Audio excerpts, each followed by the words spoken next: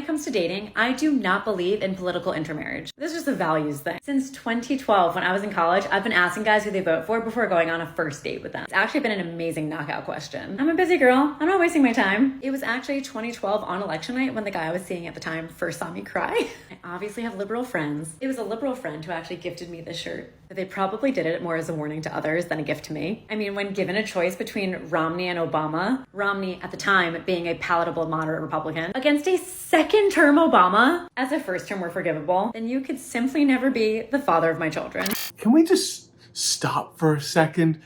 Look at, just objectively look at all of the policies Obama instituted, and which are not left-wing, like at all. The only radical thing is he was black. That's the only radical thing that he did. He was left-wing. Obama's left-wing? Really? Obama? Yeah. Drone strikes are, big left-wing, big lefty thing, drone strikes. What about Obama is left-wing? So, he's a center-right president. Obama, center-right. Biden, center-right. For you to say that's too left-wing for you, means you are insane, and you don't it's remember when Hillary's a communist? Hillary Clinton?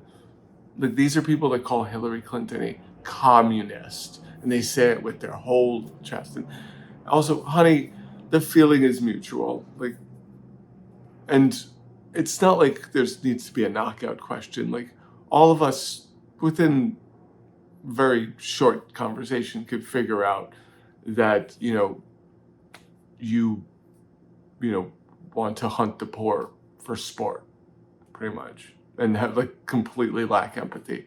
So I just had my annual physical, and I grew an inch, actually full inch in height. Here's my non-lib take. I think it is actually from the fact that I have the weight lifted from my shoulders of no longer living in a dark blue state. I moved because I said, if Joe Biden wins this election, I'm getting the F out of New York. And I did, and I grew an inch. I was measured in meters and feet in inches, so I actually can confirm I'm a growing girl. This should absolutely be part of the 2024 campaign. Oh yeah, I left those, blue states, and I went to a state where the governor has declared war on gay people, public education, peer-reviewed science, but hey, beaches.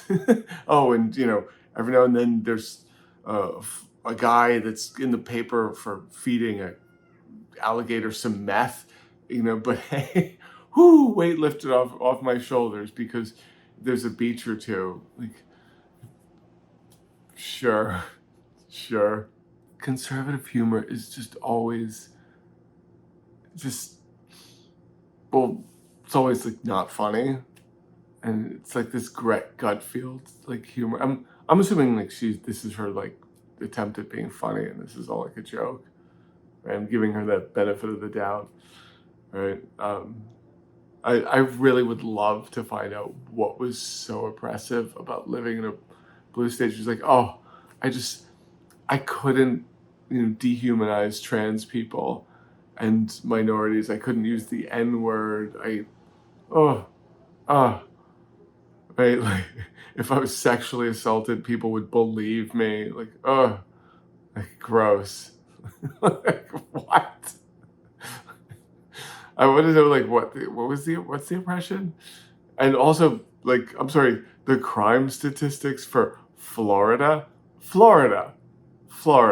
Here's the part where I kind of feel bad for conservatives, because there's not a lot of places for them to go in terms of entertainment and comedians.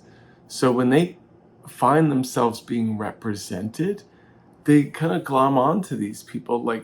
I've watched Jim Brewer, far right QAnon lunatic who used to be on SNL, Jim Brewer, do a full set, a comedy set at QAnon rallies. I've been there, and I've watched the house. I've watched them just lose it, right? Because they're finally someone is speaking to me, and I'm like, wow, like there's not a lot of people that speak to you. Like it's like, huh.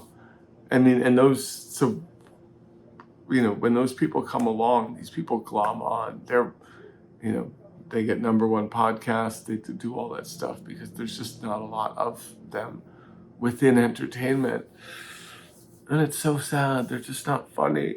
Like, they're just not funny. Oh, and they're so dumb as well. Yeah. Yeah.